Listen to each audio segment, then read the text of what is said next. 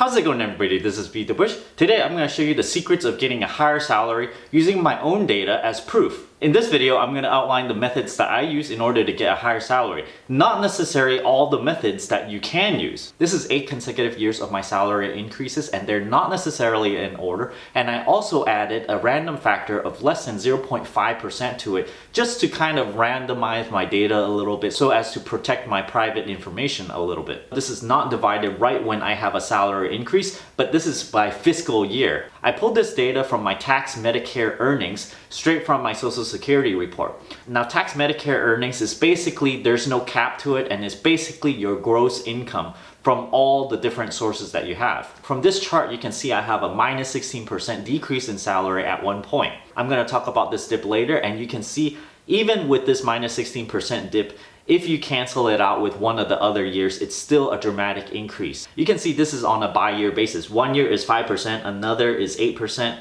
The year after that is 12%, 16%, 18%, 19%, 21%.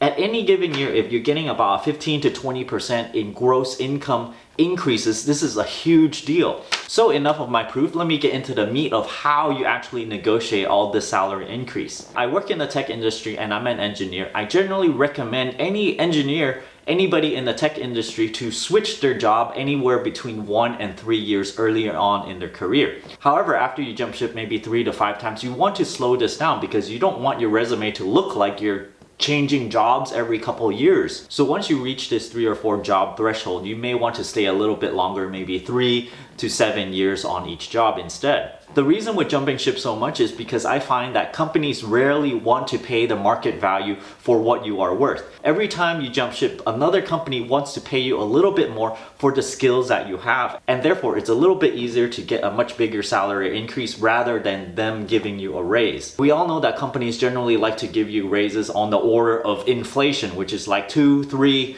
4, 5%, and it's basically a really rare event for any company to give you 10, 15, 25% raise. So what's the secret other than just negotiation tactics? You have to have some solid background so that you can negotiate with. The first thing, of course, when you are at a brand new job, you want to work hard.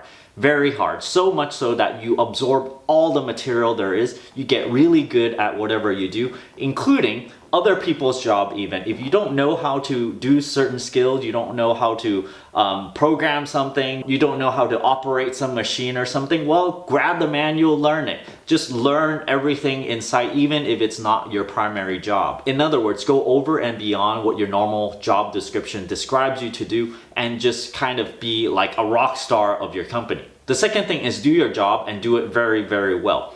Most people do not learn anything on a day-to-day basis. However, if you train yourself to learn something for an hour every single day, you are going to easily get better than anybody else in the industry just by spending 1 hour every single day of making yourself better and learning whatever that's on your job. The third thing to get good at your job is to find a niche and be an expert at this. Get very good at this, and ideally this is a skill that is transferable to another job, because if you learn something that's proprietary, it's not transferable, and therefore your market value at a different job will not be as high. So if you go for something that you're trying to learn, some extracurricular thing that you're learning, you want it to be portable to the next job. Okay, enough of my on-the-job suggestions. Let me talk about my salary increases whenever I do jump ship or whenever I made a negotiation tactic. The first one I like to talk about is I negotiated an intern position where they offered me a certain set salary. This job was a startup and I anticipated that they're gonna make me work a lot. So my question to them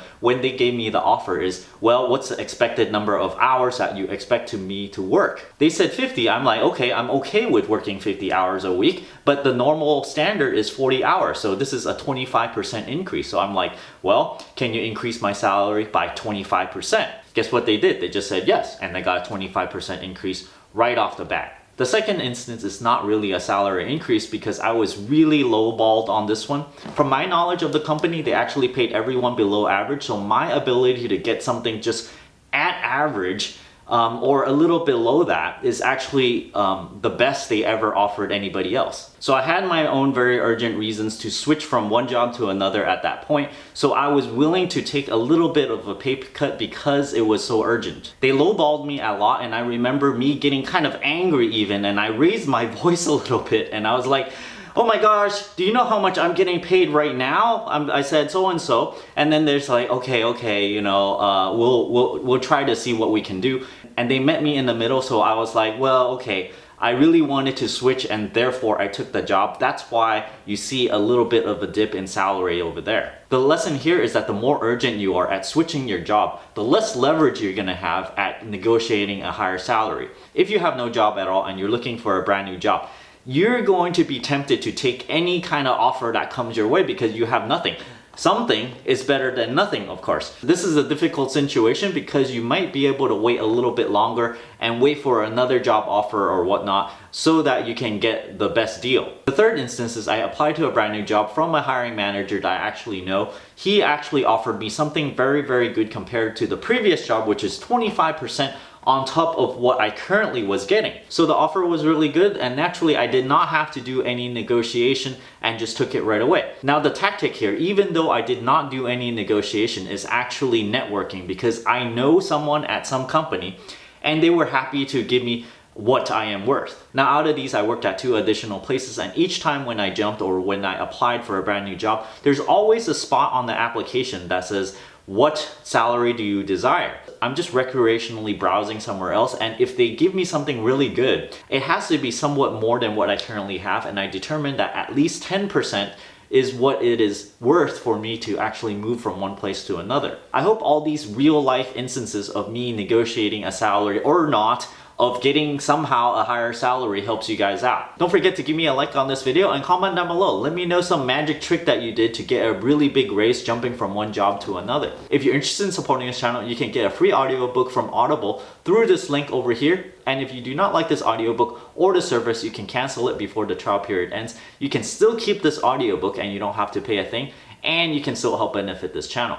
If you're interested in supporting this channel directly, I have a Patreon over here where I give various perks at various contribution levels. And as always, don't forget to subscribe to my channel over here and click that bell icon next to that subscribe button so that you get a notification whenever I upload a brand new video.